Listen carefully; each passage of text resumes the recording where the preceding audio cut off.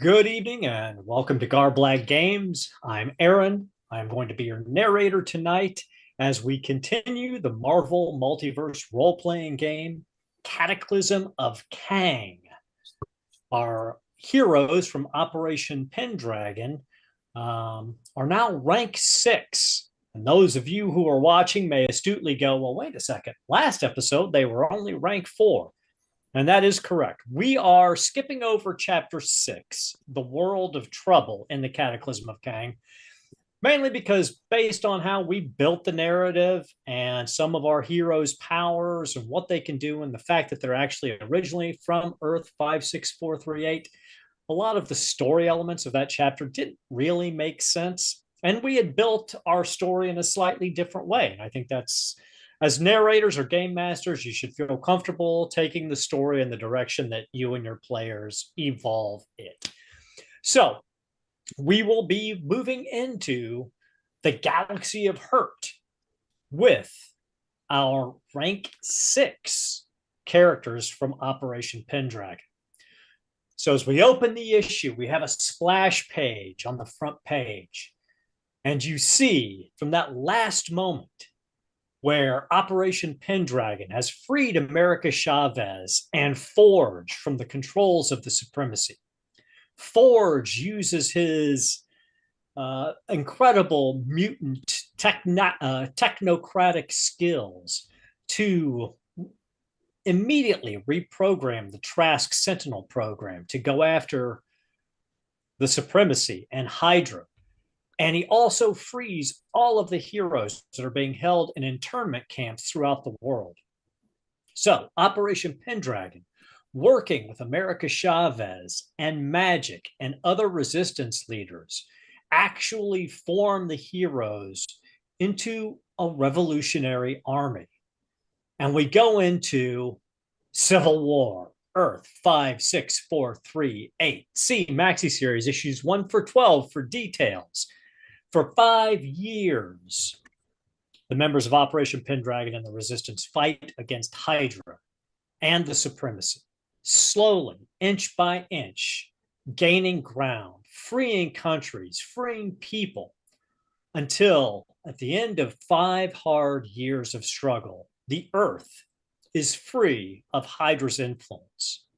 But there is one bastion of evil left on the moon, in the blue area of the moon, in the inhuman city of Attilan, where the god King Kang has subjugated the Inhumans with mind control and has been using their powers and his own powers to bring about this timeline as it has advanced. He is the head of the snake. So a team of superheroes has departed for the moon using teleportals to appear. And the heroes began to engage with the Inhumans with the understanding that Operation Pendragon would deal with Kang themselves. So what we're going to do is we're going to start in combat with Operation Pendragon in the throne room of the Inhumans' capital city against God King Kang. So as your turn comes up in initiative, go ahead and introduce yourself, introduce your character.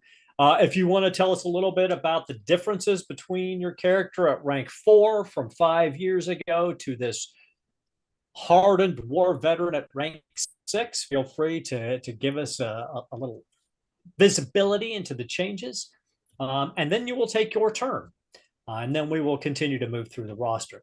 Now, I will say this. 4 of our heroes of Operation Pendragon, Homestar, the Eldritch Knight, Professor Kronos, and Kingdom Quake, who is unfortunately not here with us today, but he's here in spirit, all got Marvels on their initiative roll. So they will all be acting in a surprise round.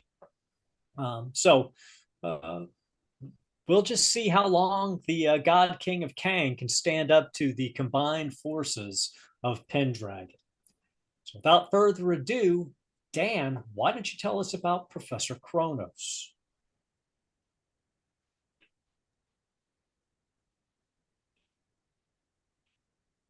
You are Can't muted, hear you, sir. Dan. No, he's not. He's Oh, okay. unmuted. Is You your are. headset plugged in, Dan? Oh, okay. No idea what it was.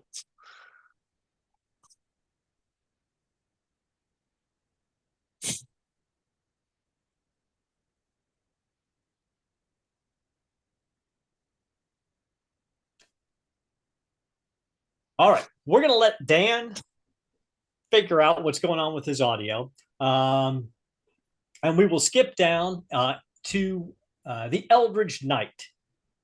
Dan, as soon as your audio comes back up, just pipe in and we'll go back to your turn. But uh, Dan P, tell us about the Eldridge Knight. And don't mess with me. Take yourself off mute. I will.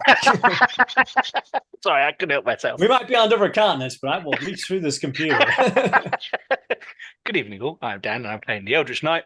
A little bit about the up to rank 6. I'm not even sure what he does anymore now because there are so many powers at rank 6. It's unbelievable. But he was a walking tank. He's even more of a walking tank now. He's pretty hard to put down. That's not an understatement. He's very hard to put down. So that's kind of where he's gone with it. And he's going to start by doing his trademark. I'm just going to run at Kang and hit him with my sword. See I how that love it. goes. So I'm going to move my little man up to here. Die, Kang. So I'm guessing like Kang's been like the sort of puppeteer behind the whole entire Hydra thing on this planet, right?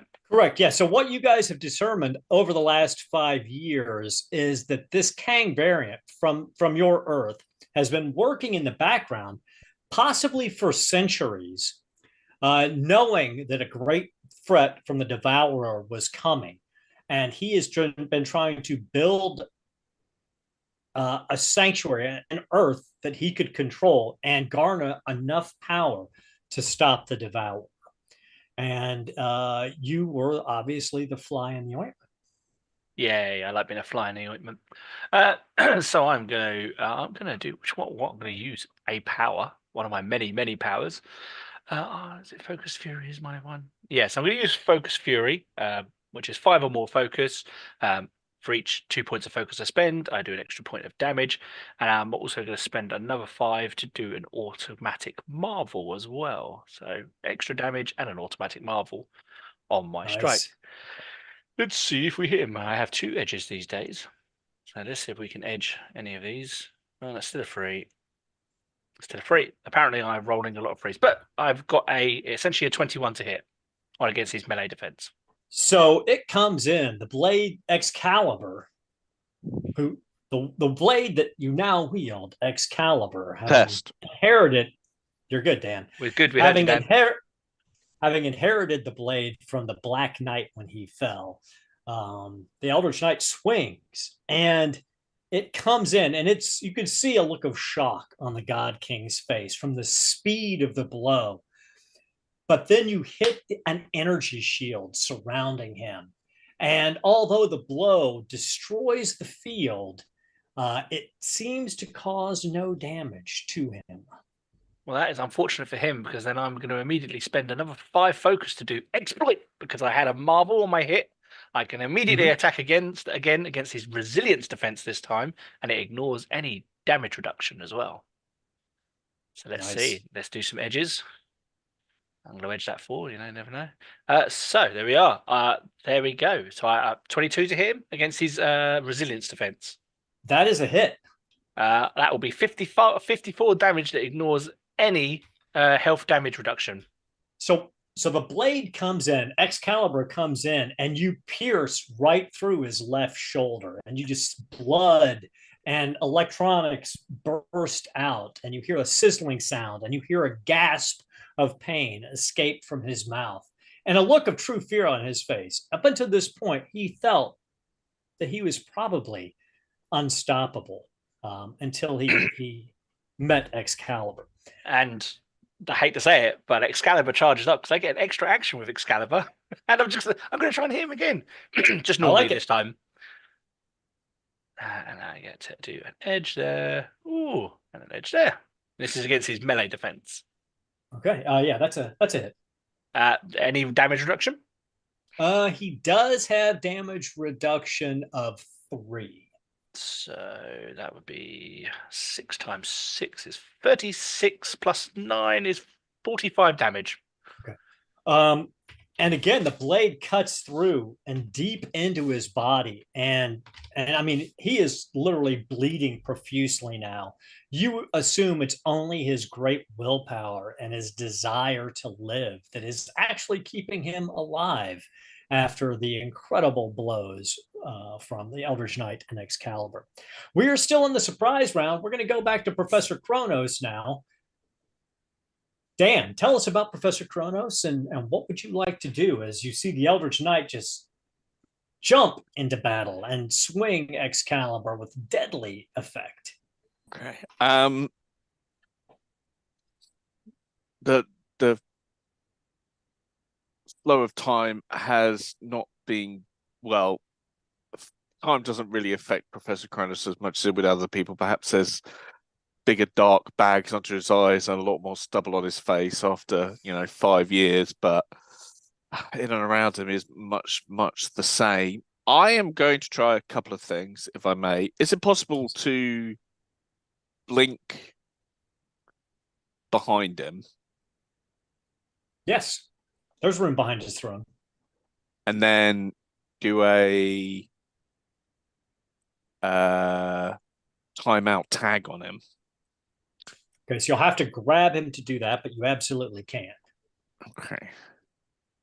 So then he'll be frozen. What do I need to do to grab him? Just it's a melee attack against his melee defense. God. And if you succeed, he's grabbed, and then your power will go off. Okay, my melee is terrible. His isn't good either. He's not a hand-to-hand guy, so his defense is not high.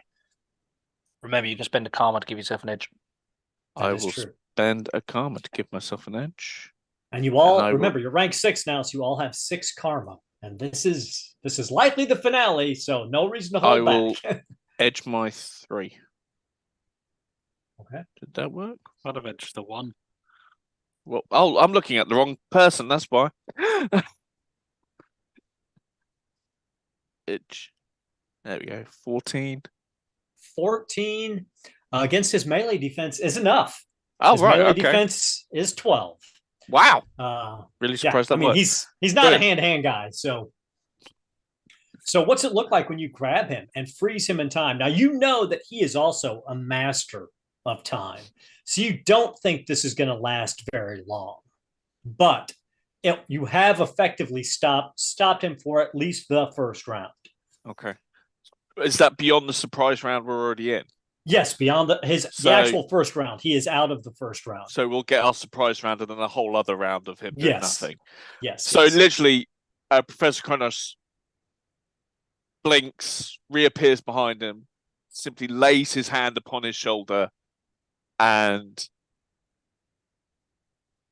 he freezes. Have I got time for another action, or that's probably it, isn't it?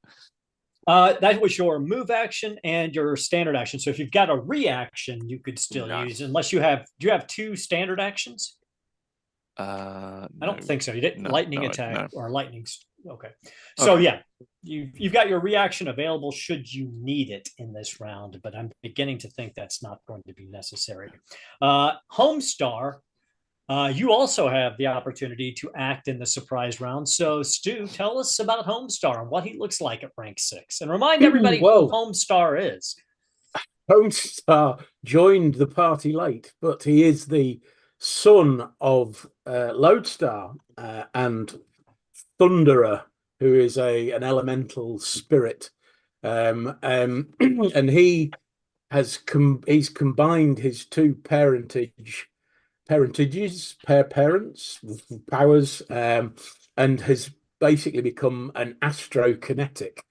So anything that's created in the middle of a star, he can manipulate with his sort of telekinesis, if you like. And that means that he can sort of form beams and particles and move particles about and all kinds of tricky stuff, but doesn't always affect the bigger world in massive ways, except when he fires his plasma blast. So what he does is he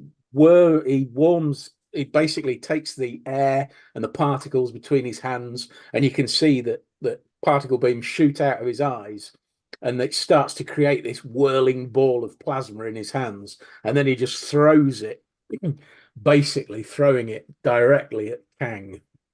I like it. So that is an ego attack against. Is it I think it is. Let me just check.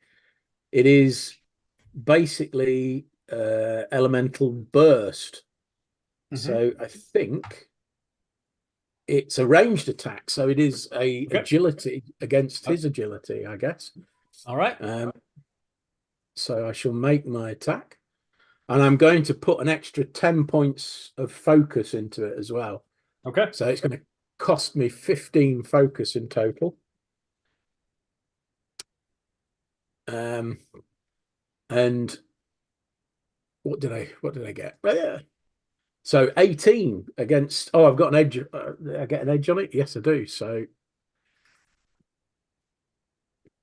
a total of 20 against his agility defense. That is a hit. And his damage reduction is 3, but that's against ego. Let me double check and see. No, but it's against his health damage. So yeah, he's got damage reduction of 3. Yeah. So it's actually 5 times 7, 35, 4. Okay, so Stu, or I should say Homestar, describe what it looks like when this plasma bolt kills the God King Kang. So it basically, this sort of yellow ball of gas, and he just hurls it in the direction of Kang, and it strikes him full in the chest, and his chest just collapses in on itself. I love it. I love it. So before we move on to what happens next, Roger, why don't you introduce Sherwood, as Sherwood looks on in stunned disbelief as the architect of your Earth's whole history basically has just disintegrated in front of you. Well, Sherwood's far too used to looking calm and collected to let his surprise show. So the first thing he does after witnessing this happen is pull out a cup, pull out a hip flask, pour some in, and go, I think that needs an aperitif. Takes a casual sip. So Sherwood has got had, funnily enough, a lot of practice of shooting people over the last 6 years. But that's not actually how Sherwood gets his power. He gets his power from belief. And because he's become a common figure in the public mindset, his powers have grown. He's kind of felt it himself, but he doesn't really understand how it works. But yeah, he's just got a lot quicker at shooting. Like, dramatically quicker. So the mystical archer, protector of Great Britain, has come to the pinnacle of his power. At rank 6, you guys are all basically at god tier level characters now. And behind the screens for everybody watching, I told the players more than likely that the first fight they were going to deal with today wasn't going to take too long, because Kang, the God King Kang at rank 6 wasn't really likely to pose much of a threat. But what we see, so as Sherwood pulls out his flask, as the others are you're scanning around the throne room, nothing else is moving. You can hear sounds of battle diminishing in the background. Now that Kang is defeated, you expect that the mind control of whatever Inhumans are still under his sway is probably ended. But in that moment, a hologram of Kang appears directly over where his corpse was sitting in the throne. And it begins to speak in Kang's voice. If you are watching this, the inconceivable has happened, and I have failed to anticipate some variable, and have subsequently been defeated by you, rabble. But I want you to understand that you have not only signed your own death warrant, but also that of this entire timeline. I alone had a chance of stopping the Devourer. Hell, You fools probably still think you face Galactus, the World Eater, but you are gravely mistaken. You face a variant of me. You face Kang the Devourer, and he doesn't simply consume worlds. He consumes entire timelines. In fact, he has been devouring this very timeline since you foolishly killed his herald 5 years ago. Who knows the countless millennia that he has already consumed as he feasts from the end of time to the beginning? Eventually, he will reach your present, and then it will be as if you never existed. And the hologram starts to break apart as you hear Kang's laughter. And stepping from around the throne out of a portal, you see two familiar figures. Nathaniel Richards, aka Iron Lad, and Nadia Van Dyne the Wasp. And you haven't seen the two of them since they plucked you out of the time stream and explained to you what was going on way back when you were trying to track Fitzroy from World War II to Earth 616. Iron Lad approaches, shakes each of your hands. So glad to see all of you made it.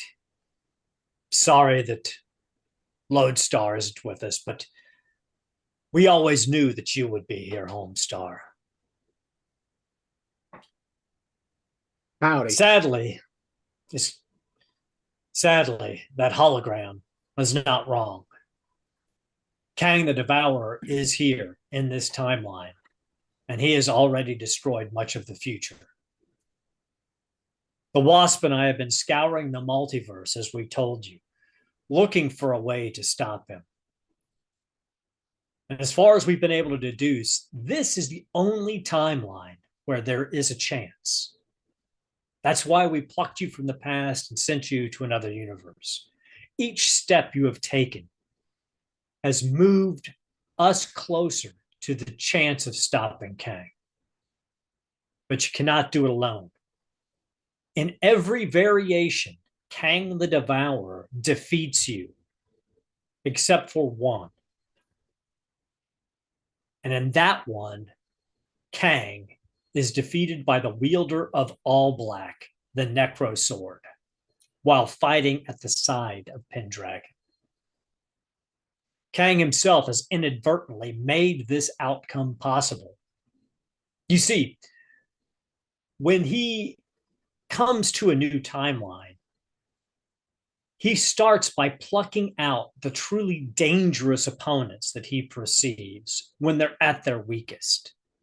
The Earth's Watcher, before it is capable of creating the ultimate nullifier. Galactus, when he is at his weakest. And in the very near future of this timeline, he will kill Galactus. And that is going to leave a power vacuum. A power vacuum that Null, the King in Black, will choose to exploit by invading the Shi'ar Empire with his army of symbiotes. The Imperial Guard, along with the Guardians of the Galaxy and Adam Warlock, will align to oppose Null. As the battle unfolds, most of the Imperial Guard and Guardians will fall, including Star-Lord wielding the Power Stone and Adam Warlock wielding the Soul Stone, both of whom will be struck down by All Black the Necro Sword. However, it is in that moment when this timeline diverges from all others and gives us our chance. First, I should take a step back. You should understand that in this universe, Flash Thompson dies while serving alongside the Guardians of the Galaxy, and the Venom symbiote bonds with Drax the Destroyer, creating one of the most powerful versions of Venom that is known to have occurred in the multiverse. It is this Venom Drax that will charge towards Null during the pivotal moment in the battle, while scooping up both the Power Stone and the Soul Stone. The backlash of the two Infinity Stones will almost assuredly kill him, but in his single-minded pursuit of violence, he doesn't care. Just as he's about to strike at Null, a fully confident Gladiator blitzes the King in Black from orbit, staggering the symbiote god and forcing him to drop the Necrosword. And here is the moment in this timeline that we've been waiting for. Venom Drax picks up All Black the Necrosword. And that blade, which is the first symbiote created by Null, will bind the two Infinity Stones into its pommel and hilt. And then with this god-killing blade, Venom Drax will slay Null and become the new King in Black. All Black, the Necrosword, with the two Infinity Stones is the key. Kang the Devourer has not foreseen this in his calculations, and this weapon is powerful enough to kill him. So you must go to nowhere and convince Drax, the new King in Black, to travel with you to confront Kang the Devourer. Only the wielder of All Black can kill him. Convincing him shouldn't be hard. The newly enhanced All Black continuously assails his mind with thoughts of bloodshed and violence. Only the powerful telepathy of Moondragon has stemmed the murderous rage that he feels. But what will be difficult is ensuring that none of his companions join the fight. Each time they go with you, the plan fails. Pendragon and All Black must face Kang the Devourer alone. I can provide you with temporal and spatial coordinates for nowhere, but it is the only way we've seen forward to solving this problem. Do you have questions?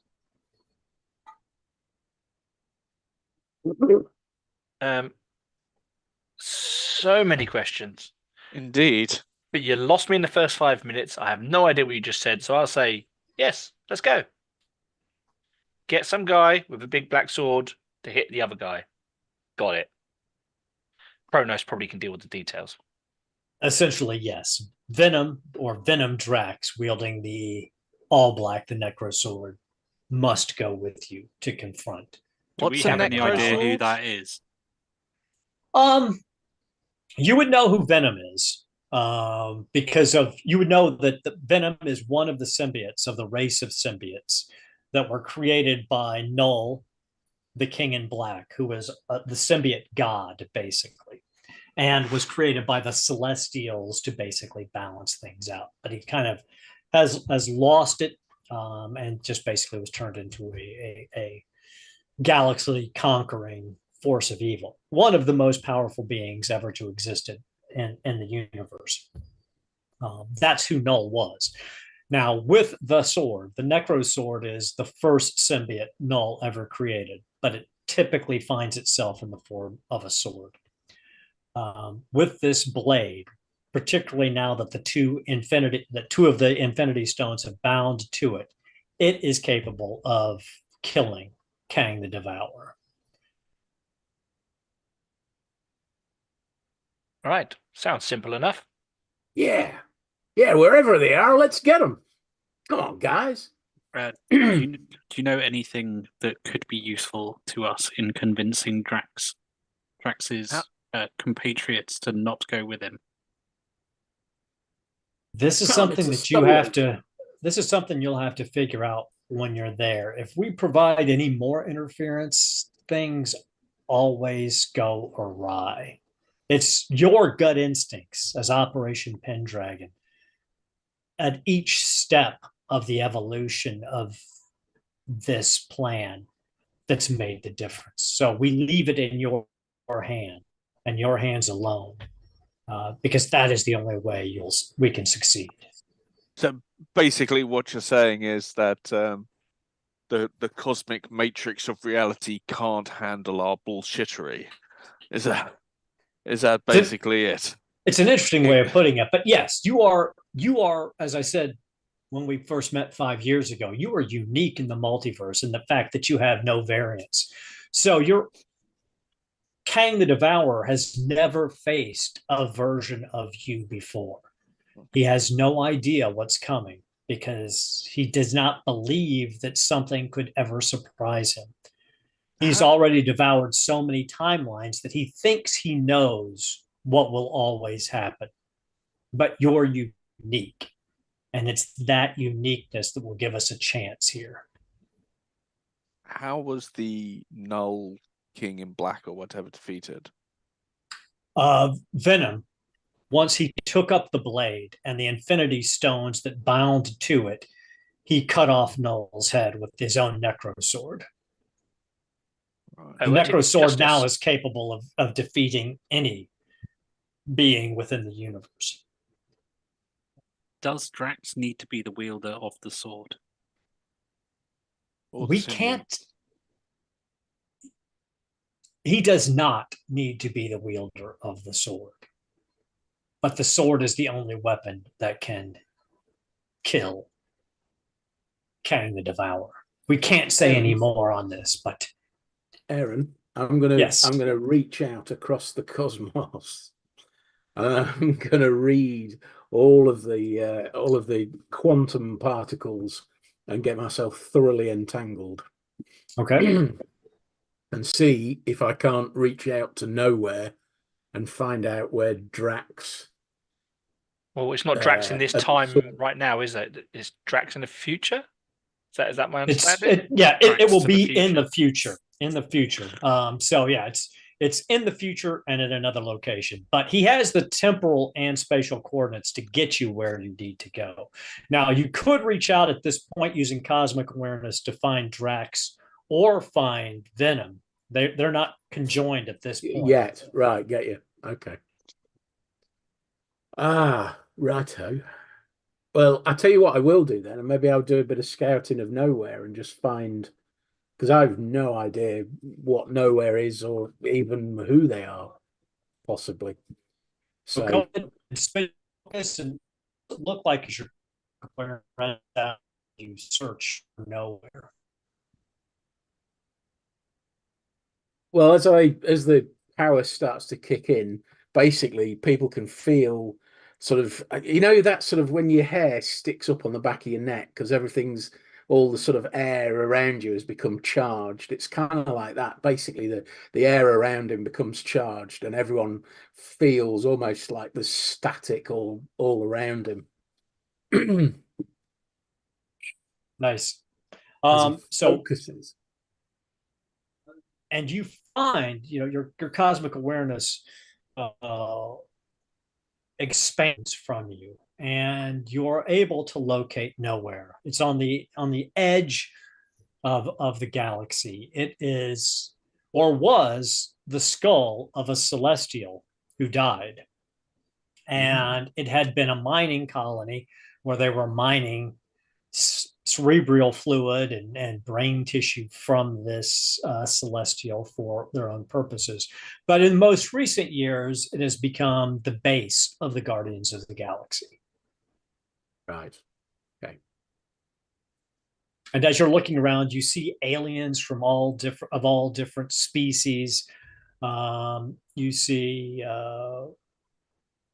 ships coming in and docking and leaving. It's a very busy spaceport. Like a port as well, yeah.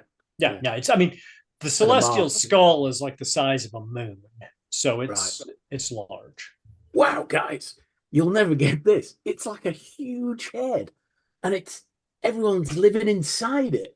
It's like I don't know, like some kind of guard who's dead, and they're all sort of they used to mine the fluid, mine the brains, and now it's the base for the Guardians of the Galaxy. So lots of aliens, lots of ships. You guys are quite old, aren't you? And not really into all this kind of space stuff, right? Yeah, I kind of guessed. Maybe the professor will be able to explain it better to you. I'm sorry, you lost me at mining its brain. Yeah, the fluid in the brains. I don't know, selling it, I guess. So they're mining enterprise brains from a really big head in space. Yeah, that's right. It's a guard who's dead. Well, I suppose we've probably seen weirder.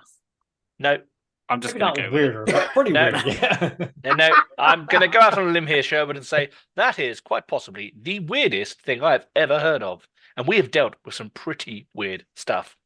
We have, but at this point, I'm not sure what can really surprise us.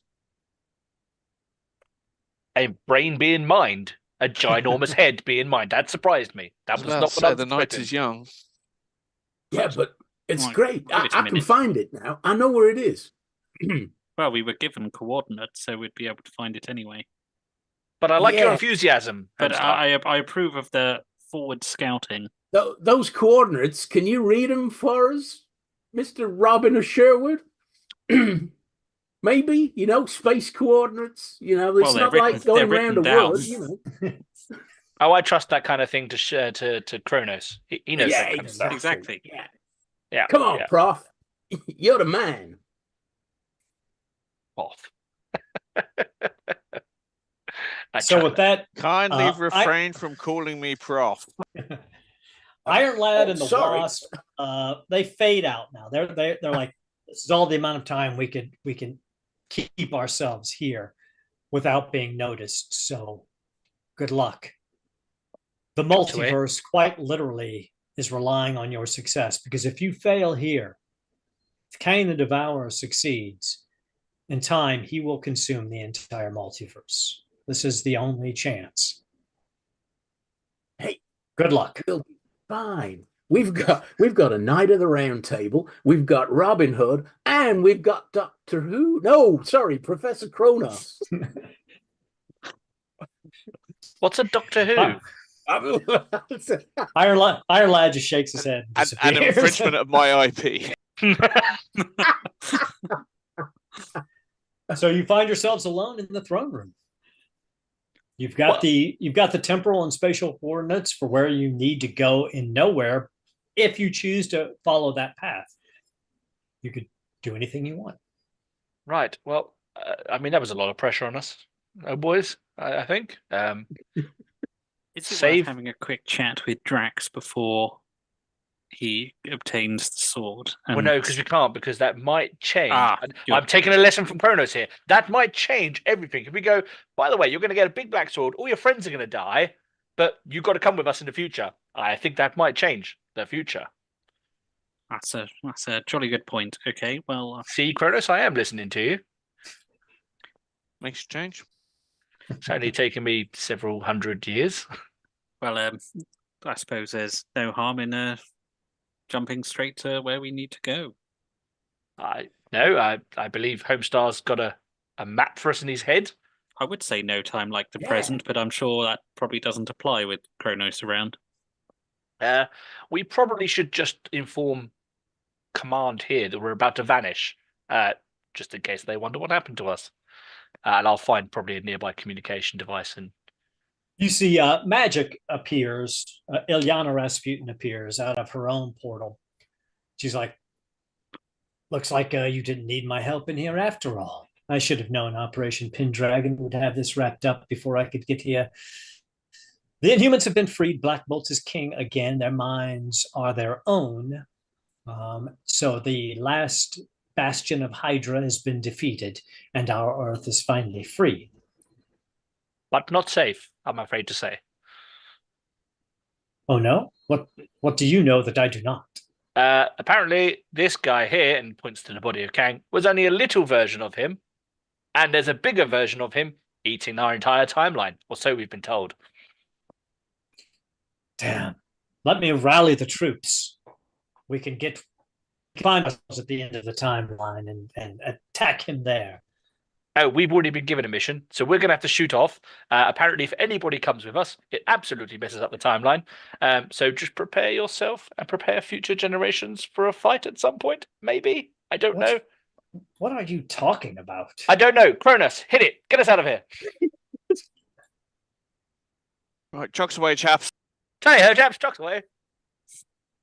So between Finally, language I understand. Professor Kronos's powers to travel through time or open time portals, as well as spatial portals, he can actually get you to the right time and the right location without any real problem.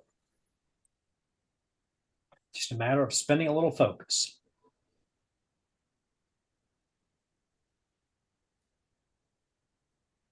Just doing this. So, How much? and One more this time. temporal spatial portal opens up under your feet, and you feel this lengthening feeling. And as your guts are jumping up your throats as if you're falling from a great height. And then you're just there, and you find yourself in a large open hall. And you can see it. You're looks like you're in some sort of enormous cavern, but the walls and ceiling are look like they're made of old bone. You see dozens of aliens walking around you. They all completely ignore the fact that you just appeared Perhaps there's amongst some them. sort of Wow, tourist awesome! information center. And Look, you see it looks like I Silly really old hate it chap. when you. I really hate it when you do that, Kronos. Oh God Almighty! Yeah, the effects might linger because I think that's the furthest we've ever been. across time and space. You do see someone approaching you, though. It looks like a dog, a golden retriever in an orange spacesuit, walking next to a 3-foot tall anthropomorphic raccoon carrying a gun that's twice his size. I go to fuss the doggo. Yeah, I was gonna say immediately. Oh, you're a good boy. Oh, you're a good boy. As soon as and then you hear the dog's voice in your mind. Oh, I'm a good boy. I'm a good girl. I'm Cosmo.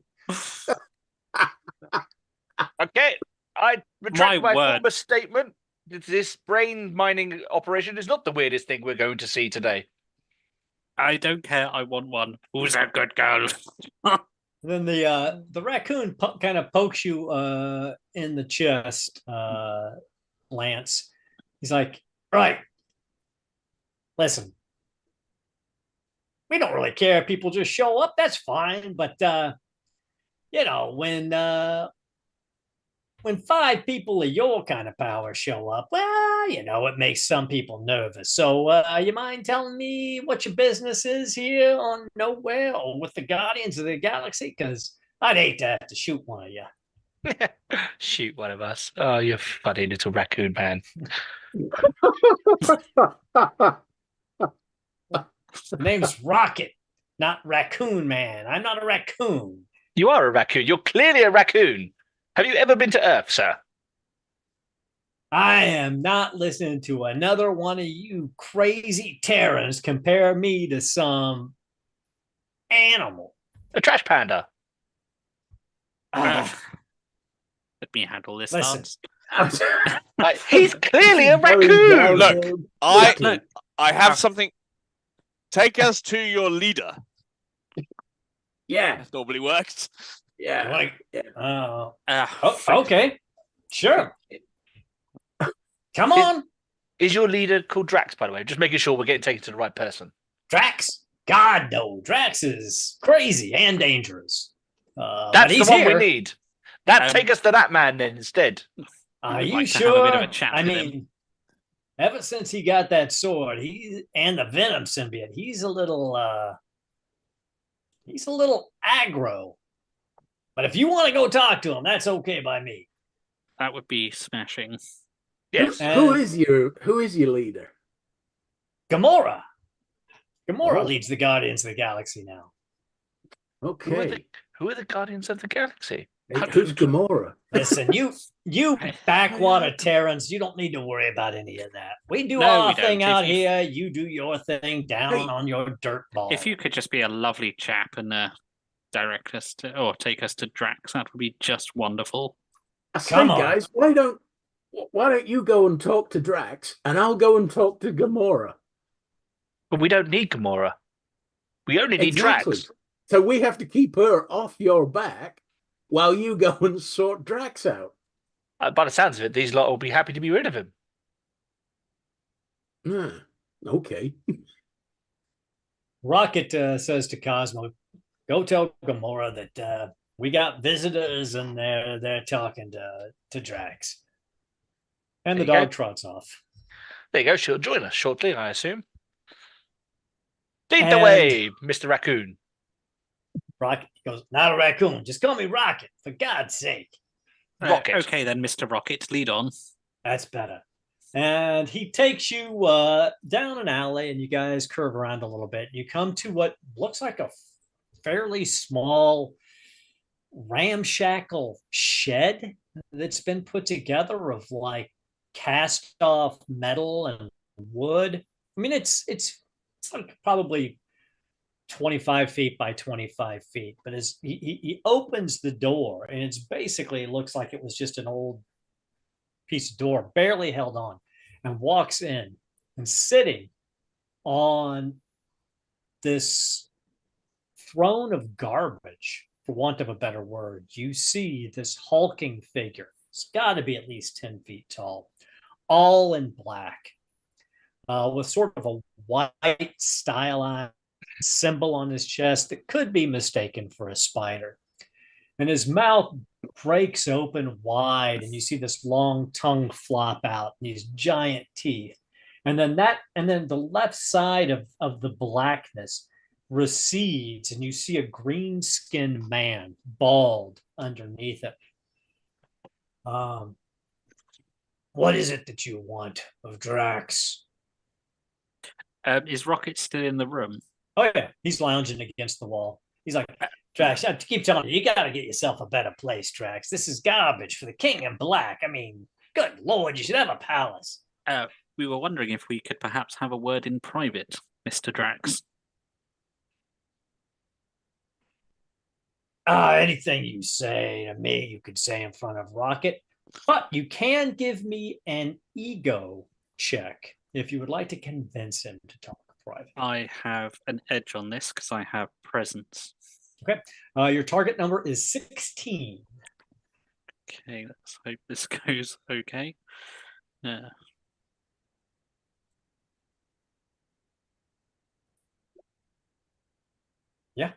Oh, yeah. Pretty good. 21. Okay, so he goes, but all right, anything that would distract me from this damn sword screaming in my head all day long. Yeah, Rocket, just go.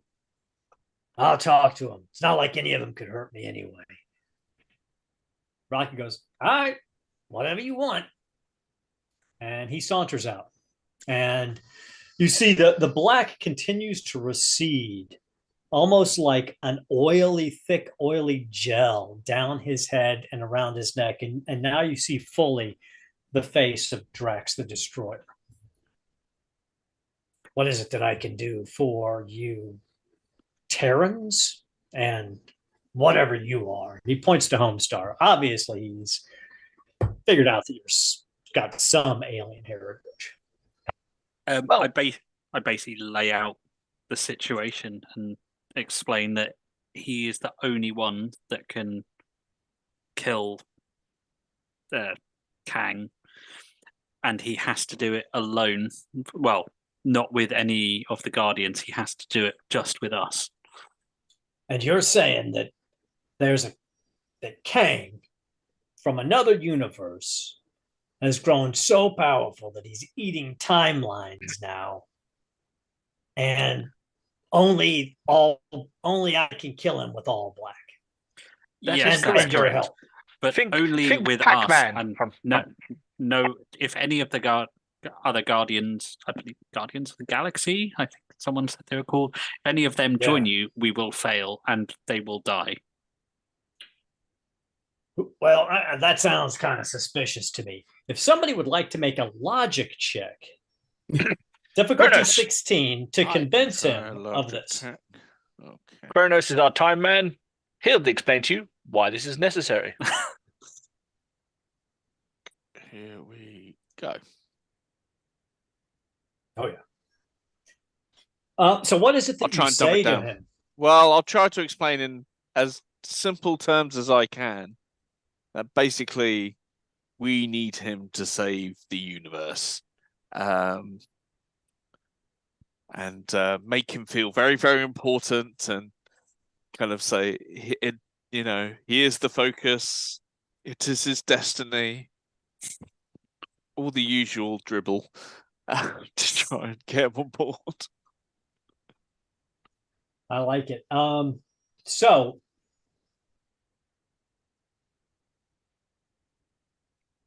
he looks at you, he's like, all right. If that's the case, we'll go. But you gotta, I mean, we gotta get out of here. As soon as Gamora knows that that you're here, she's gonna want in on the action. Well, she's a hard one to say no to. That's why you need to not tell her what you're doing. Well, let's just go then. I'm not gonna lie to her, but if I'm not here, it won't matter. Do we know where we're going? It just occurs to me. We had coordinates to get here. Ernest, did they give you anything else to tell us where we've got to go next? I believe Kang's coming to Earth. Yeah. Well, he's devouring the timeline from the end of time, moving backwards in time to the beginning of time. So we need to go it's up forward for in you time. guys. Up for you guys to figure out where you want to try to intercept him in the timeline. I wonder if we could intercept him before Earth, maybe. Before he even gets anywhere near our planet. Well, it's not so much your planet. It's more when. He's eating the timeline. So, like, the Earth in the future is already gone. He already ate it. Yeah. So it's... perhaps, Professor, you could move us forward in time until we find him. Until there's nowhere to move forward to. Exactly. It's So possible. go to the current end of time. Or maybe a few minutes before the end of time. Yes. I want to give us. I mean, can we basically ping back to Earth or anything from here with our teleporty thing as to how we got here? Yeah, we can. I'm just thinking, as an immediate problem, let's get out of here before Gamora arrives, because she can't. Well, I mean, I'm not gonna. This isn't. I'm not gonna screw you guys over with that. You go ahead and have your conversation. Figure out where you want to intercept him in the timeline. And Well, no, he'll be coming for Earth. So, not no, necessarily. we just He's eating Galactus. time.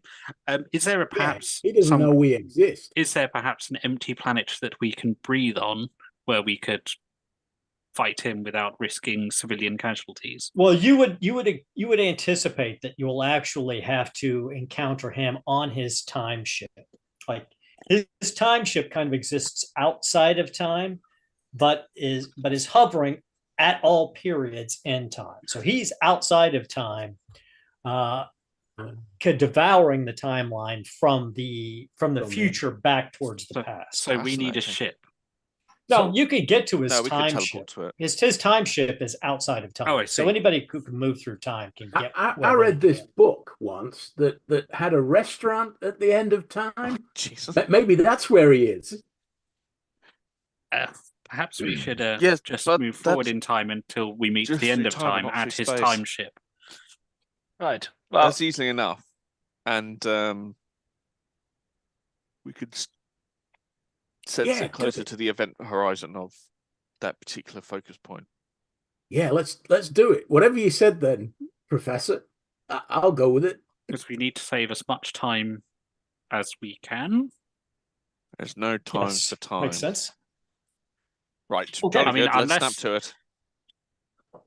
Unless we went further forward in time. I mean, I'm not Eventually, sure there how- would be nothing to move forward into because we know he's already destroyed So- the timeline in the future. We But can't surely- go back in surely time our to go forward in actions- time to meet him when he starts eating the universe. Sherwood, you're going to No. give yourself a nosebleed. Ah, Let Kronos just move us to where we need to move to, and then we'll do our thing. Okay. Right. Everybody, hang on tight. We're going to head So- to his ship. Let me make sure that I understand this. So you're going to basically the end of the timeline, the current end of the timeline where he is. Yeah, just before it devouring ends. the We time. don't want to Yep. like. yeah, we end basically up want to save as afterwards, much time otherwise as Yeah, we can. we don't want to appear and then go, oh, Okay. we've just been eaten. So Darn. go ahead and spend the focus, Professor Kronos. And once you are- again, we see this. And you all appear on Ta the great time ship of Kang the Devourer. And you see him. He's enormous. He's probably 15 feet tall. And he's on a machine directly in front of you. And power is coursing through him and through the machine. And he's making subtle adjustments of you assume controls that you can't even perceive, except for Professor Kronos. You see he's basically controlling and manipulating fragments of time and temporal energy up there as you appear behind it. And you hear this booming voice. It's about time. Someone showed up to defend this universe. Are you seriously making puns, old boy? Why not? I've got all the time in the world to make puns. Oh, do God, whatever you're shut going to up. do. But don't disturb my work. And he appears to be completely ignoring you. Drax, hit him. And you see Drax run up and strike at Kang. And you see the Necro Sword bite through him and do some damage. And then there's a flicker. And then you just see Kang standing there again, working. And you see Venom there with the Necro Sword, looking down at it, confused. And he hits him again. And it goes right through his spine. It's almost like you see his body start to bifurcate and slide apart. And then things shimmer. And then he's just right back there, working his controls. Okay. Can we break? Keep at it. You've got all the time in the world. Break the machine.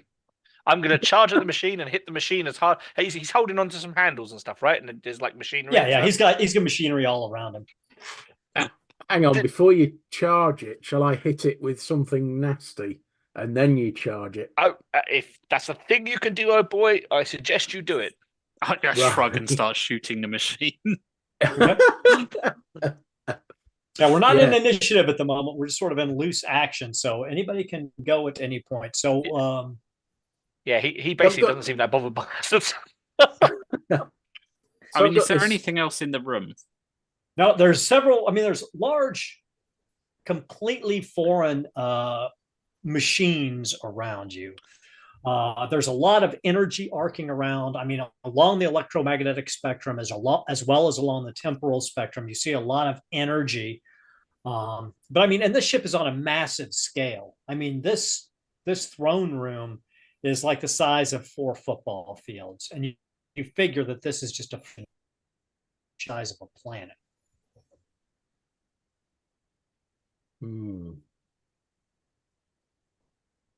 Well, I'm gonna try my elemental barrage, which is basically a big shower of meson. So like sort of coloured particles that fall out of the sky. And are you aiming at Kang, or are you aiming at the machines? Machine. So I'm going to aim at the machine, basically. All right. It's just going to be a difficulty of 16 then? Yeah. Oh, yeah. So your energy strikes this machine, and you see this plasma just absolutely destroy this console. You see straight energy arcing up, and splashes of plasma fly everywhere. And then there's a shimmering, and the machine is intact again. Right. Kronos, what's going on? I think we're in some sort of time loop, or at least he is. Perhaps you could freeze him in time, and then Drax gives him the shiv. I'm not sure that's going to work. Is it because there's no time on this ship? I will say this, Professor Kronos, you're a master of time at this point, at rank 6. Give me a DC 18 logic check to deduce what the phenomenon is going on here.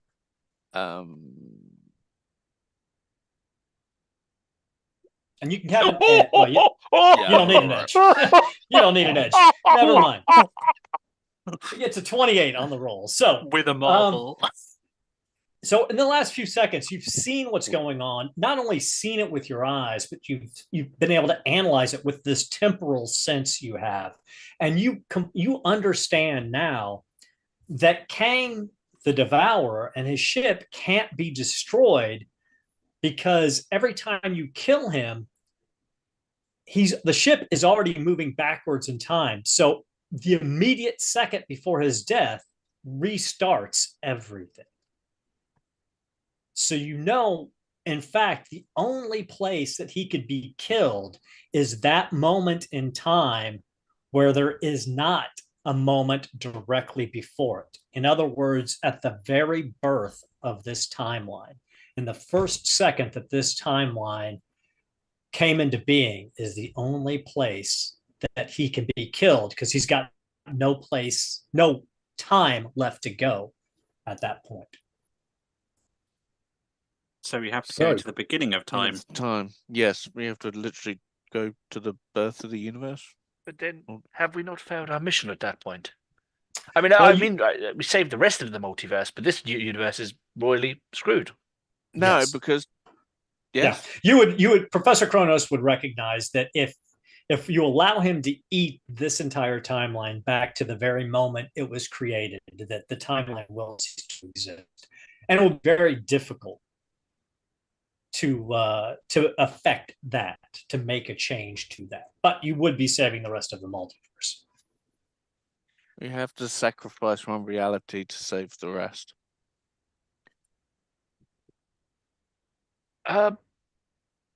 Quick problem. And you see, this entire time, Venom is just up there hacking away, and he's Kang is just reforming. Yeah, Kang is He's just living his best life. I mean, he has a penchant for violence, and this is unlimited violence. A problem. If he devours the timeline, I don't understand it entirely. If we're outside of time now, we're safe, because along this timeline we exist. Do we not, Mr. Kronos? Professor Kronos? That's a risk we may have to take, old boy.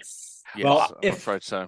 Professor Kronos, you would realize that if you travel in time from this moment to the beginning of time, you will have removed yourself from the timeline. So you exist in this moment, so you will exist in whatever moment you travel to. You will be outside of time. I will ask one thing, Aaron, because it's quite important. My powers are not my own. They're from the amulet of Arthur. That has been created at some point in time.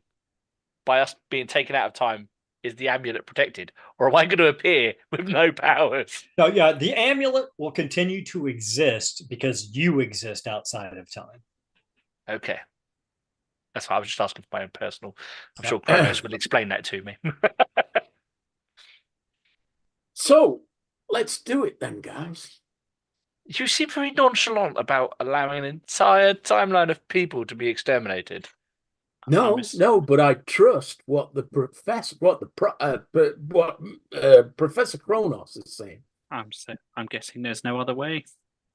I understand triage. Looking at Kronos.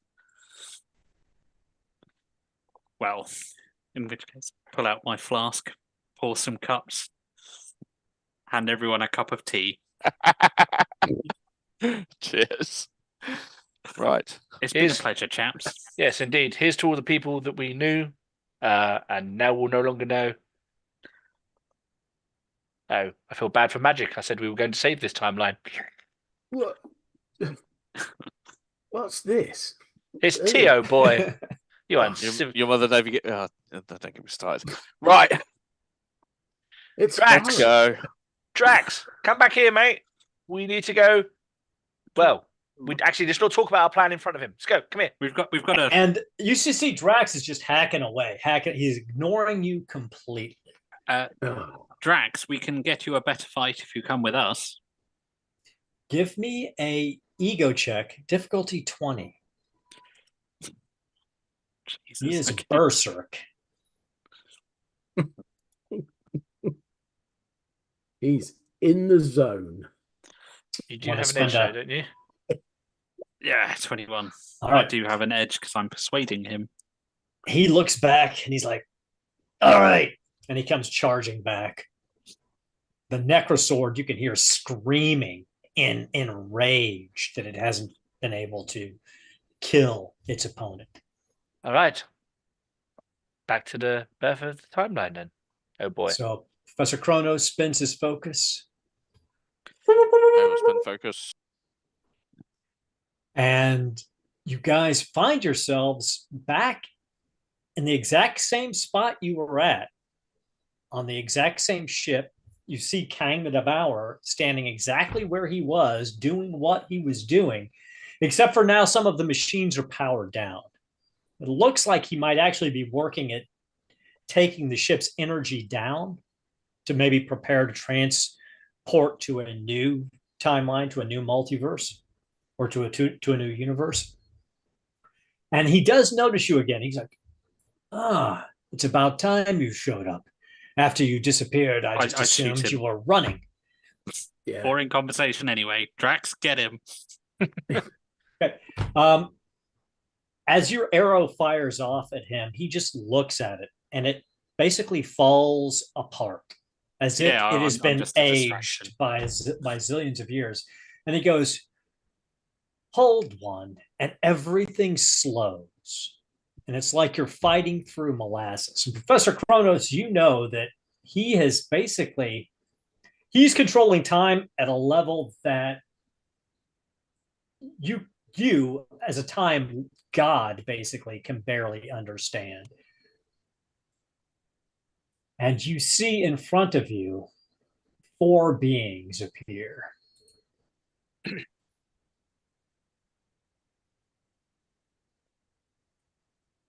And you recognize them either from this world or from Earth 616 as Hela, the Norse goddess of death, the Juggernaut with the Gem of Siderock, Thanos without the Infinity Gauntlet, but Thanos, and Hyperion, Marvel's version of Superman.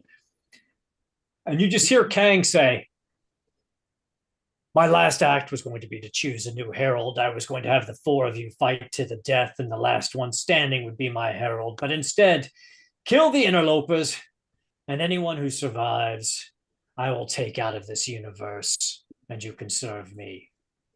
And with that, let's go into some combat. Right. Tally ho, chaps. Chocks away. Oh, fuck. It's been an honor.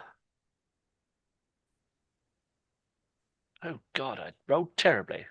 I know. I've recovered.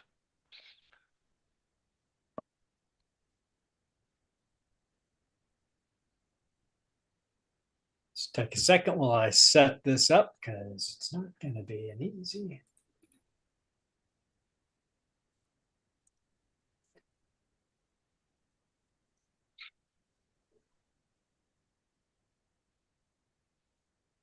Is each one of these squares a space, Aaron? Yes. Yeah. Okay.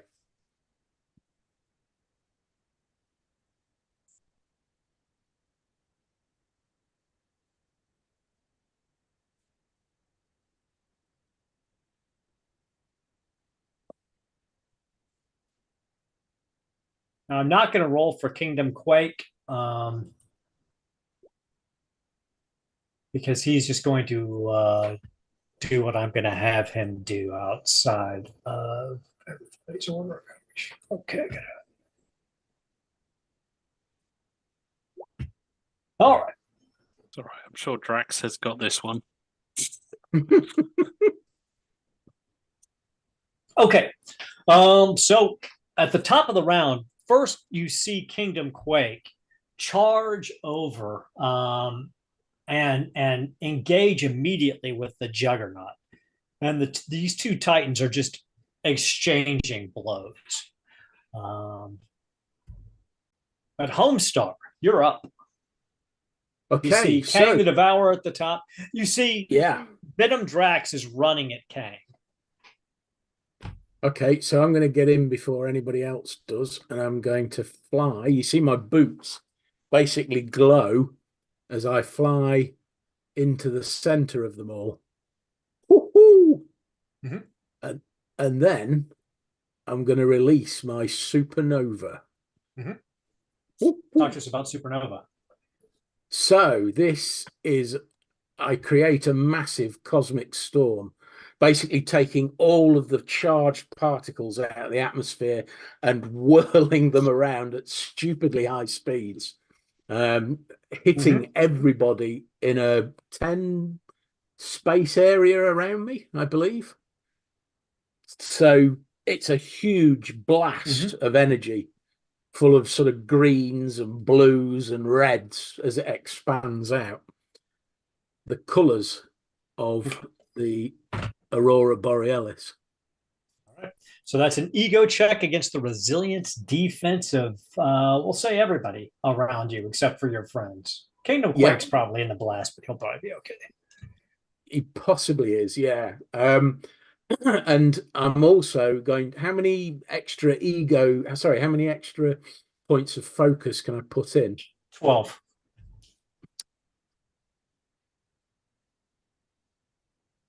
Can I put, is it twice your level, did you say, or something like 12, that? yeah, 12.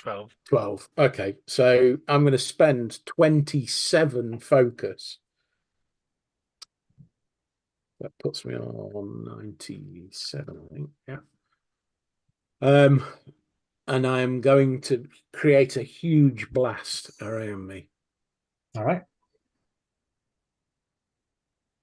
18. Are you edging that or anything? Yeah, I'm going to use a point of karma, and I'm going to edge the Marvel dice, I think. All right. 21. Okay. Let's see what we got here. So basically everybody takes half damage from the blast. And it's got So plus damage on it, plus an extra 6, isn't it? I think. Yeah. So yeah. 65 damage then. So it's 33 damage, 32. Okay. So what happens is the supernova explodes outwards, and you see an energy field around Hela and the Juggernaut and Thanos collapse, but they seem to be standing there unhurt. Kang isn't even phased by it. And Hyperion's moved fast enough to get out of the radius of it because his resilience defense is higher than 21. So I'm just flavoring it that way. Yep. Cool.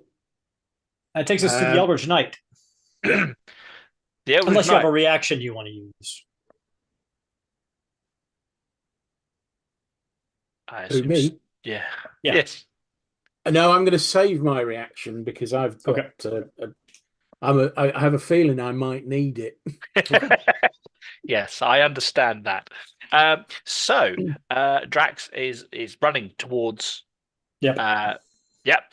So I'm going to do something uncharacteristic. So I'm going to bring up Excalibur in the sky, and it's going to glow. And I'm going to cut down. And as I cut down, I'm going to summon a portal directly in front of Drax as he's running. And the other end of the portal is right next to Kang. So as he runs, he's going to run straight through the portal and into Kang. And I love it. That's my standard action. I'm going to do that. Okay. And that's what you see. You see this portal open in front of Venom. He looks at it. He just charges through towards Kang. Did you want to move or take a... because I get an extra standard action done with my sword to hit people. So is that Hela directly in front of me? You're down here. That's Hyperion directly in front of you. Oh, that's Hyperion. Okay, I'm going to go and attack Hyperion because he was moving around fast. Do we have any slow? Okay. Is our movement slowed at all by any chance? Because we're slowed by Kang at the moment, aren't we? No, just in that moment, in that hesitation. Moment. He's not paying that close attention to you guys. Okay. In which case, I shall do a classic down here, and I shall spend some focus. I'm going to spend in total focus. We're going to do Furious Blow, Focus Fury, sorry. So I'm going to spend 12 focus there. And then I'm going to then also spend another 5 focus to get my 1 auto marvel per combat. So 17 in total.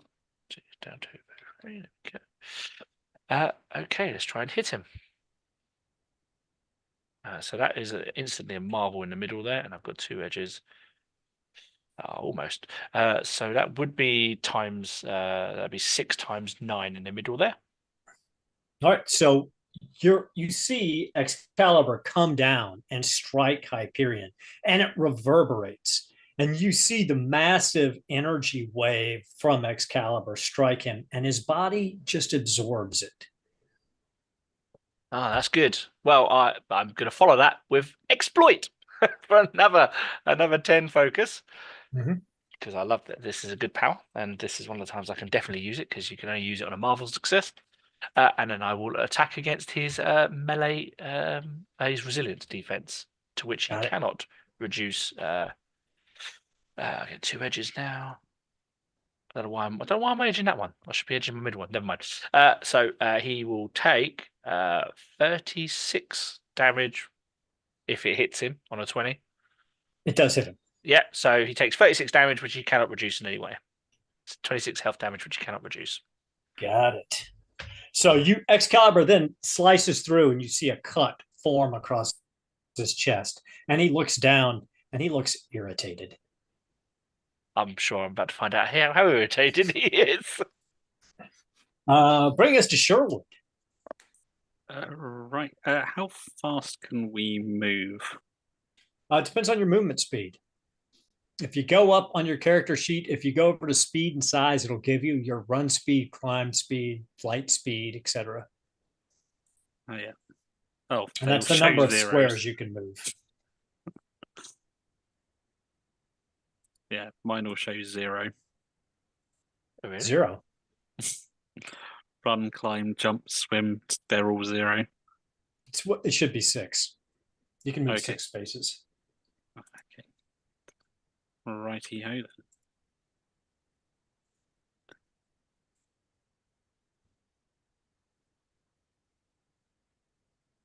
then. Okay.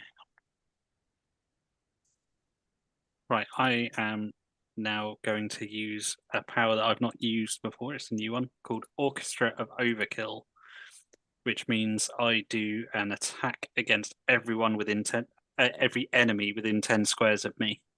Mm-hmm. I like it. So I'm going to spend an extra 12 focus. That's meaning I'm spending 27.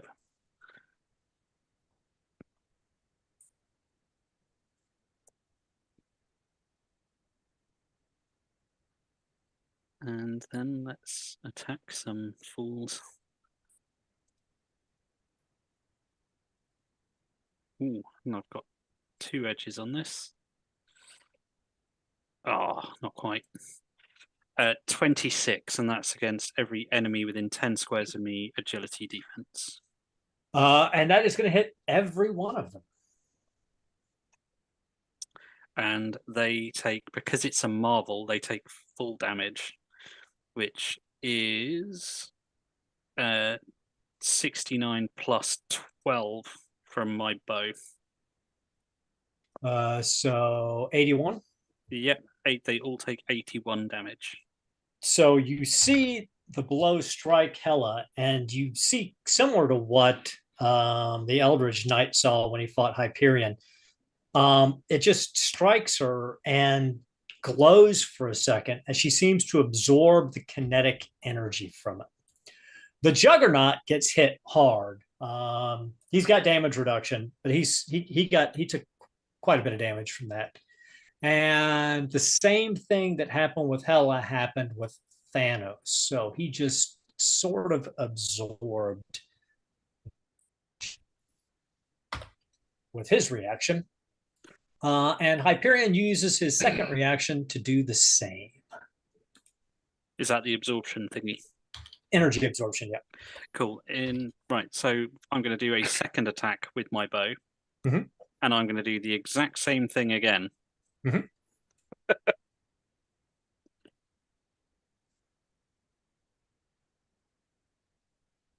Hoping they don't have reactions. Well, just a look behind the screen, Hyperion has 3 reactions. The rest of them probably are not that fast. Okay. Which Yeah, I'm sorry. Let's just do it anyway.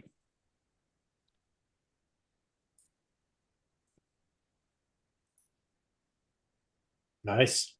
Ooh, another marvel. Nice. 24 is going to hit all of them, so you're good. Yeah, I can't do it. I mean, you could. Yeah. Okay. So that is another full damage. 69 plus 12. Yeah. So 80, 79, 81. 81. Yeah. And this goes through. You see this arrow strike Hela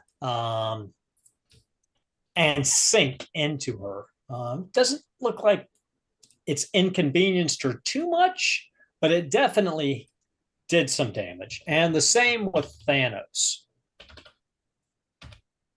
Juggernaut also took a big hit, and he's really started to look worse for wear now between Kingdom Quake and the damage you guys have done to him.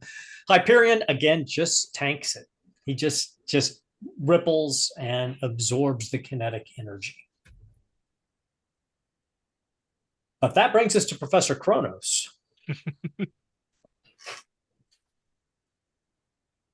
Professor Kronos is desperately running out of ideas. Is it possible to do a bubble? Oh, excuse me. We got the name of the power. You have a feeling that it's going to be very hard to manipulate time at a gross level within here. You could probably affect an individual, like a time like that, like you did with the God King Kang. If you like grab somebody, you might be able to stop them temporarily. But like shutting time down here would be almost impossible. After Dan's done, can I use my reaction? You can at any point, yes. Smashing. Sorry, Dan, crack on.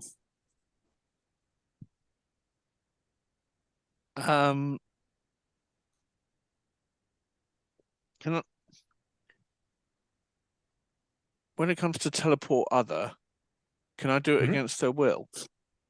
Yeah, you can. Let me see exactly what that says. Character makes an ego check against the vigilance defense of the target they have grabbed. So you still have to grab them. So you make the grab, and then I would let your teleport other go off. Character then teleports them as far away as their teleport power will normally allow them in combat, which is 60 spaces for you. If the target winds up in something solid, they are automatically pushed out of it, but take damage from the disruption equal to a standard action check. So whatever damage your total number would have provided. But the damage multiplier is 1 for every space they have to move to reach a clear area.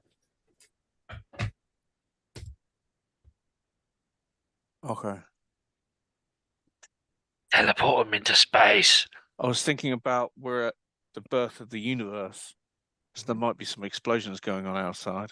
It's possible. I wonder if I could teleport Kang into a supernova. Well, there's probably. I mean, you don't have that many much teleportation difference. We've been told that. I will do one of the others though. Yeah, I'll try Juggernaut. Okay, so give me a melee attack against his melee defense. That's the problem. To grab him.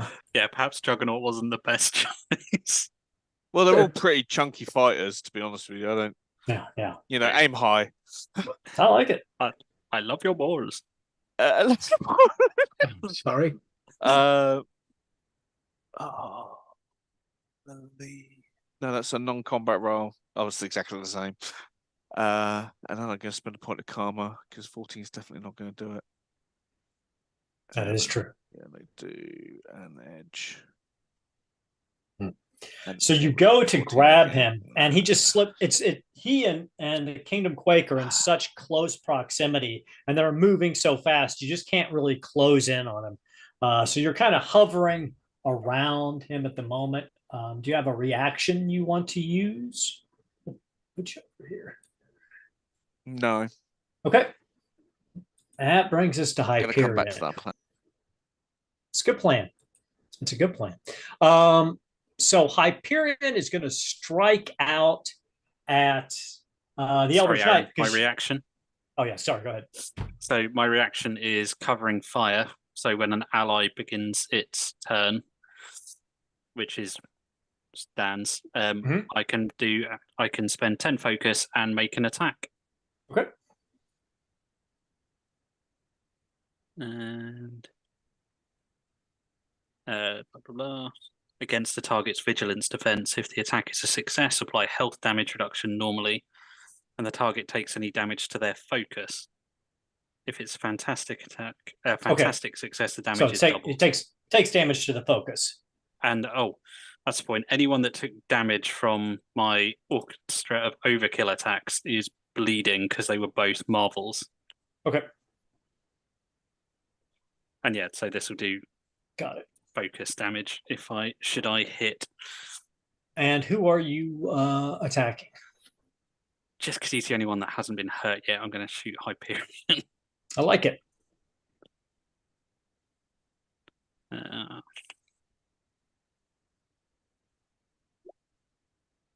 Oh yeah, yeah. Triple sixes. That's good. I may as well try and edge the. Oh yeah. No, nothing. Okay. Worth a try. So this arrow comes winging out and it slides right by him, and you distract him. So you pulled 69 focus away from him, which is good because he had absorbed so much focus that he could basically do just about anything he wants with it. But all right.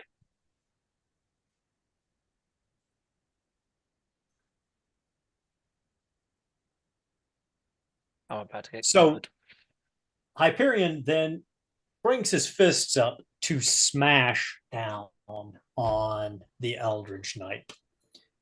Taking the smash action, makes close attack with an edge. For this attack, adds +1 to the character's melee damage for every 2 points of focus. So he's gonna spend the 12 focus for +6 to it. All right, let's see what we got here. He's got 2 edges on this. That is not right at all. 99. He definitely hits me. Wow. It's not right. So it's 6 + 2 + 1 is 8. That's his so stat. That's 9. 9. Sorry. So he's going to edge the 2. Unbelievable. And edge the 1.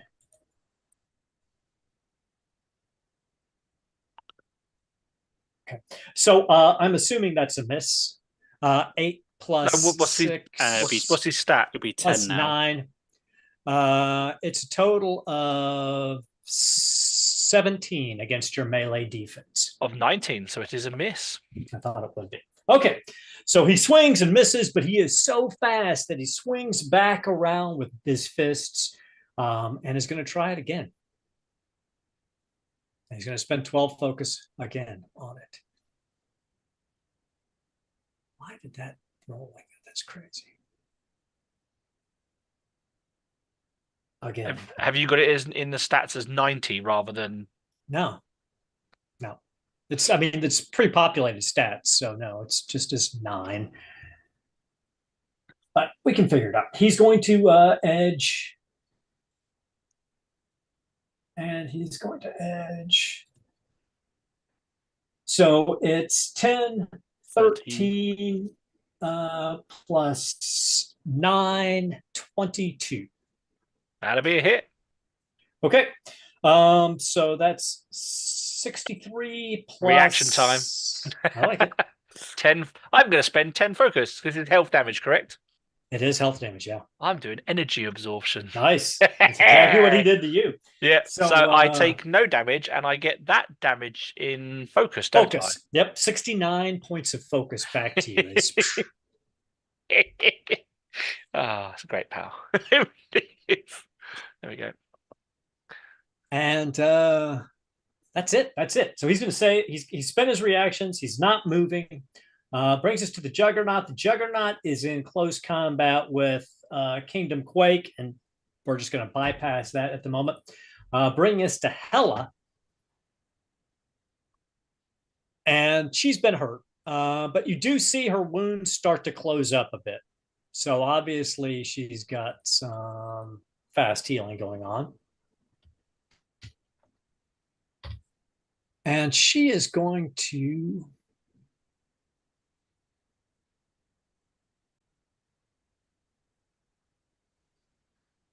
she's gonna move.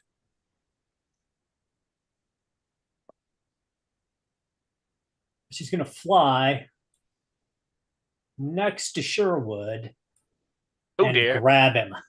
She's gonna take her first action to grab you. Okay, I'm going to use my reaction to do slow motion dodge, so she has trouble. Okay, and that gives her trouble on her attack. Yeah, okay, trouble. She has two edges on this. Sorry, just quick. Isn't slow motion dodge only against agility? Oh, if it's my agility defense. However, my melee defense is my agility defense. You know, it specifically states you get to use your agility score for your defense, not your agility. Okay. Yeah, so okay, so it's only agility based attacks that you get slow motion dodge against. Sorry, mate, not to ruin your day. So what is your melee defense? My defense is 19. All right. She gets two edges, so she's going to try for a marvel here.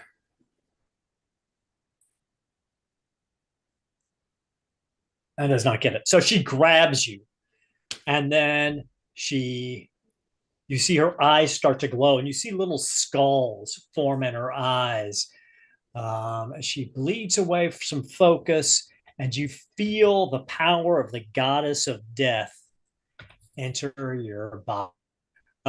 She makes an ego attack. What is your resilience defense? Resilience is 17. She's 19. She's only got one edge on this, but we'll try for the marvel. No. And you take 42 points of damage. Can I use uncanny? To reduce the damage? Yeah, yes. To reduce the multiplier. It's to reduce the multiplier against focus. This is health damage. Okay. Sturdy. Then I have sturdy 3. Okay, so that takes the multiplier down to 7. So 7 times 6 is 42 plus 9. No, she's got a multiplier of 10. Oh, okay. Oh, sorry. No, an ego multiplier of 6. You're right. Sorry, I was looking at the melee multiplier. So yeah, down to 3. So 18 plus 6. 24. 24. And that's focus damage? No, health damage. Oh, 24 health. Okay. And you see her body regenerate some as she absorbs part of your life force. And you are still grabbed. Bringing us to Thanos.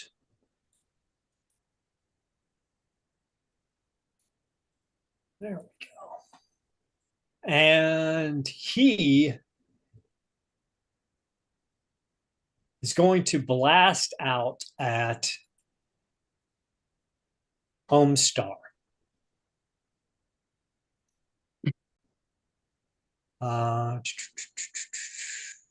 So this huge ball of cosmic energy forms in his hands, not unlike your own, and it comes streaking at you. Ranged attack again with an edge against your agility defense. Yeah, it is not 136. It is 13 plus 4 plus 6. That is 13, 19, 20 in total. Oh, yes, he's just hit me. He does have an edge, so we'll see if he gets better. 21. Okay. And with the extra focus that he spent, you take 58 points of damage. Okay, I'm going to spend 15 focus with my reaction. And I am going to absorb that damage. Nice. So that, how much was it again? Sorry. That was 58. 58. So I'll take that back and add it to my focus.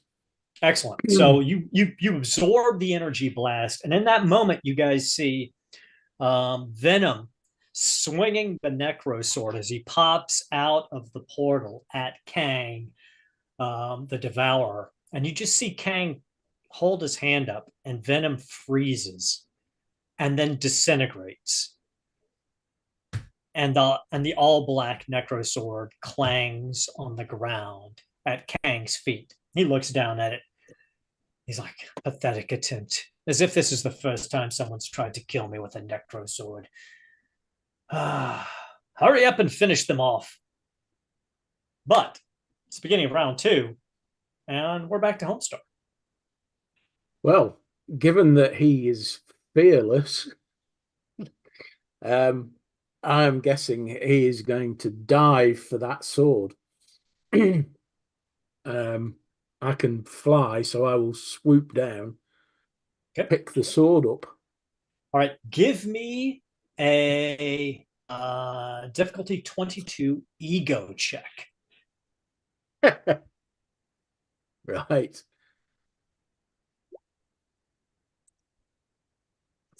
25. I'll do it. So you're able to pick it up. You feel this alien intelligence trying to graft with you. You feel this horrible rage surging through you, but you're able to control it in the moment. Okay. I am bloody useless with a sword, so this should be interesting. I'll swing it at Kang. Okay. Go ahead and give me your melee attack, and I will tell you if you make contact with the Devourer. No. So basically what happens is you're swinging down at Kang, and he literally just swats you away. The sword goes flying, and you go flying backwards. Go ahead and give me an agility roll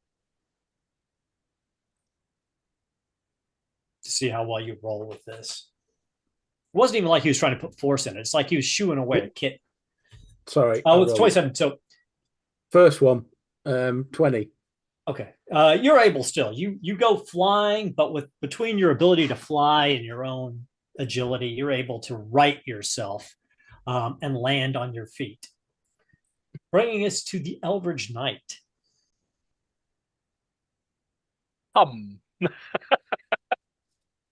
Well, this doesn't look to be going well, and our weapon that was supposed to kill him is dead. Well, so it appears anyway. Oh, it's the sword. Venom is definitely dead. That's for sure. Okay. Right now, the party looks to be in what? Wasn't was the that? Wasn't the Necron sword? Didn't it have its own symbiote? It is. It is a symbiote. It is a symbiote. So yeah, the all black is the name of the symbiote. It is in the form of the Necro sword, and it has the 2 infinity gems absorbed into it. The Soul Stone and the Power you Stone. need to pick that up. Absolutely not. Yeah, no, you do. The Eldritch Knight already has a presence in his mind already. He doesn't need a third one. You need to pick that sword up. You're the best person here that could use the sword. Right, fine. Pick the sword up. I'm guessing the sword clattered across the floor somewhere. Yeah. You can definitely reach it. I'm going to run at Kang, and as I'm doing so, I'm going to pick up the sword. Give me an ego check. Right. Now, is this an ego check to be resistant against something trying to control my mind? Yeah, we'll call that. Yeah. Yeah, just because I have iron will. Yep. I'm used to Totally trying to makes resist stuff like this. So let's see if this. I'm really not got a great ego score, everyone. So prepared to be. Yeah, that's not. Yeah, no. Okay, so you pick it up in your right hand, and you've got Excalibur in your left hand, and you feel this screaming rage tearing through your body, and you feel this alien presence. And then you feel Morgan inside of your head. She consumes the strength of Excalibur, shattering the blade and pushing the symbiote's mind back. And you are in control of your faculties. She is more powerful in your mind than she's ever been. But now there's 2 beings in your mind, and she seems to be in a fight with this symbiote. Bloody marvelous! Just imagine if the symbiote took her over in some weird twist of fate. Don't. It's probably already. Or if she took over the mind of the symbiote. Just anyway, try not to think about it. I'm just going to try and slap the man himself, I am going to do unstoppable assault. So I'm going to spend 15 focus, of which takes me back to my 270 because I had extra. And then, so what I do is I try to hit him. I like it. We've got a Marvel. Ooh, mummy. 23. So, Actually, I get 2 edges, so let's try and get just in case. No, it's fine. So it's 23. so the Necro Sword comes through in the hands of the Eldritch Knight. And in that last second, Kang, the Devourer, looks down. And probably in that very moment, it's the first time he realizes he's in peril. You see his mouth start to open. You see his hand come up. And Professor Kronos, you feel it, and you fight against his temporal power, and you fight against him stopping the Eldritch Knight and the Necro Sword, all black, cleave into Kang the Devourer's body, through his heart and up into his brainstem, and life floods out of him, and he crumbles away, almost as if he never existed. And Thanos and Juggernaut and Hela and Hyperion disappear because you killed him at the beginning of time. So he was never able to pluck them out of the timeline. So they no longer exist. And you, Pendragon, are alone at the beginning of time in the universe of Earth 56438. The Eldritch Knight, his armor is now black. And you feel this rolling gestalt of energy inside you as Morgan Le Fay and All Black become one. And so cool. You, the Eldritch Knight, become the new King in Black. Oh, God. Told you it would work. But sort of. You're at the beginning of time, of your timeline that no longer exists. What would you like to do? Progress. How? Could we put the ship in reverse? Is there an undo button? Can you control Z?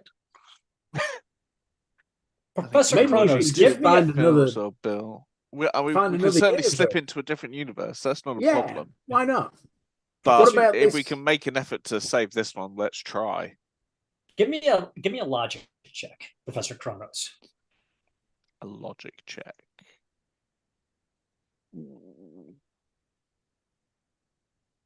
Is it weird or surprising information or scientific expertise or any of the above? All of that. Brilliant. Let's do some 21, and I'm going to re-edge that. 26. That'll do it. So just looking at all of his temporal technology, that if you enter onto that platform and reactivate the temporal energy, you can transcend your status as essentially a time god and achieve the level of temporal control that Kang the Devourer had. You will no longer be a physical, you'll transcend to sort of like a divine level of power, but you can use that power to restart the timeline.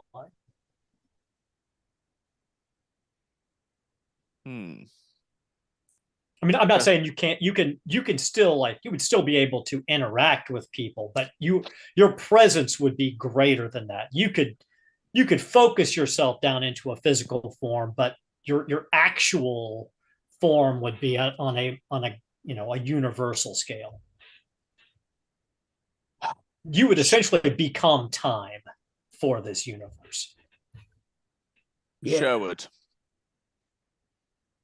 What can I do for you, old chap? I need one more cup of tea. What are you doing, Kronos? I'll say, pouring the cup. Something really stupid. I'm terribly sorry, old boy, but to get this kickstart this universe, I'm going to have to step into this machine to use my time powers. It's not going to kill me, but I don't think I'll be contactable for a while. So if you gentlemen could just gather around so I could first of all no, I can't send them back in time. I can't send them forward in time because there's no time to go forward. Once you reestablish this timeline, you would I mean you could still send them wherever you want. You will have transcended simple powers like that. You'll be able to control time and space. You'll basically be like Dr. Manhattan. In which case I will. Does it have to be you, sir? Well, unless you know anyone else at this point in time and space that has powers over time control, then yes. And I'll take a sip of tea. Well, and I'll. It's been a pleasure. And it's been a pleasure, old boy. Oh, I will shake his hand as well, and I'll shake Eldritch Knight's. No, I won't. He's covered in goo. And I'll step into the. I'll activate it, and you see Kingdom Quake is standing there, and tears of basically lava are cracking out of his rocky skin as he waves goodbye to you. I toast him with my cup. So, bye, Homestar want to say anything? Bye, Prof. Good luck. Hey, I didn't hear you. Turn it up. The king and country. King and country, old boy. So what we see as Professor Kronos activates the energy of this machine, it's almost like you're looking at him in a fun mirror, you know, where you see the reflections of yourself going forward, and you see him just shooting forward, millions of copies of him in a linear path. And then you just see them all start to glow and then collapse in together. And then there's just this really bright light. And as it fades away, the teacup falls down on the platform. But the timeline exists now. All of time has been restored. But you do not see Professor Kronos anywhere. Professor Kronos, as you exist and see all time and all space from where you're at, you look down on your friends, still at the beginning of time in this time ship. What would you like to do as your final act of the Cataclysm of Kang? Return my friends, I take colleagues. my hat off as he doesn't return. Oh, thank you, old boy. I return my friends, colleagues, and allies to their proper place in space and time. So you all disappear, and the rest of you reappear on Earth 56438 in the very moment that you left the throne room of Adelon in the moon. In fact, magic is still standing there when you reappear. Homestar, as your final moment in the Cataclysm of Kang, what would you do? What would Homestar's future look like at this point?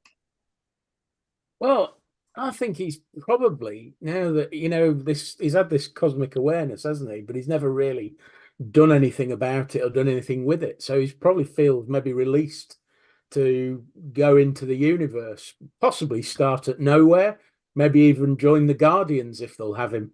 I think that sounds like the sort of thing he'd really like, you know. Hell yeah. Excellent. And that's what we see. We see Homestar on Nowhere working with Rocket Raccoon and the other Guardians of the Galaxy.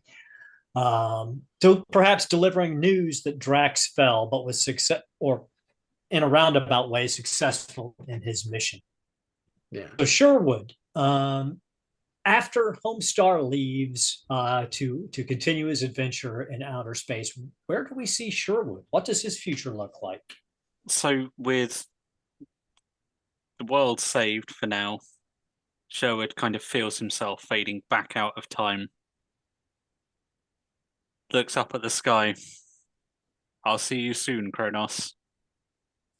And just blinks out.